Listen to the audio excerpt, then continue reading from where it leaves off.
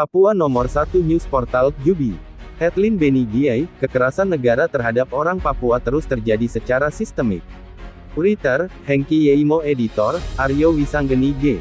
Moderator Dewan Gereja Papua, PDT Beni Giai saat berbicara dalam media brief, aksi tolak DOB Papua yang diselenggarakan Amnesty International Indonesia secara daring pada Kamis tanggal 12 Mei tahun 2022.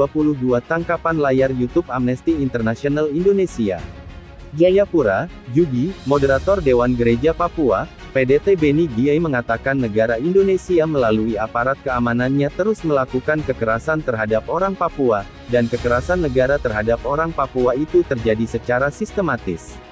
Kekerasan negara itu kembali terlihat dalam tindakan represif aparat keamanan yang membubarkan demonstrasi petisi rakyat Papua di kota Jayapura pada Selasa tanggal 10 Mei tahun 2022. Hal itu dinyatakan PDT Beni Giai dalam media brief, aksi tolak DOB Papua yang diselenggarakan Amnesty International Indonesia secara daring pada Kamis tanggal 12 Mei tahun 2022.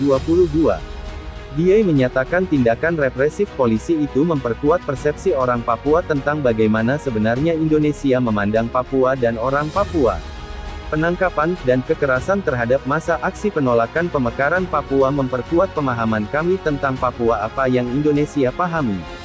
Kehadiran polisi dan kendaraan lapis baja, dan pengiriman pasukan besar-besaran terjadi, sejak tanggal 19 Agustus tahun 2019, dengan upaya masif untuk melumpuhkan demonstran yang memprotes insiden rasisme terhadap orang Papua. Strategi represif serupa diulangi tahun 2021, saat pemerintah memperpanjang otonomi khusus untuk 20 tahun ke depan. Rakyat Papua diperlakukan dengan cara yang sama, kata Giai. Giai mengatakan tanggal 1 Mei tahun 1963 selalu diperingati sebagai hari penting, karena pada tanggal 1 Mei tahun 2022 yang lalu orang asli Papua sudah 59 tahun hidup dalam konflik Papua yang berdarah bersama Indonesia. Kami masih di tanah Papua yang terus mengalami kekerasan negara secara sistematis.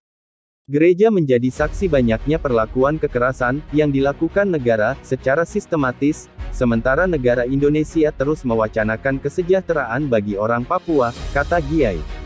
Giai mengatakan sejak tahun 1962 pidato propaganda politik Presiden Soekarno sudah menyebut upaya memperhebat pembangunan agar orang Papua sejahtera, atau menyejajarkan orang Papua dengan suku lain di Indonesia.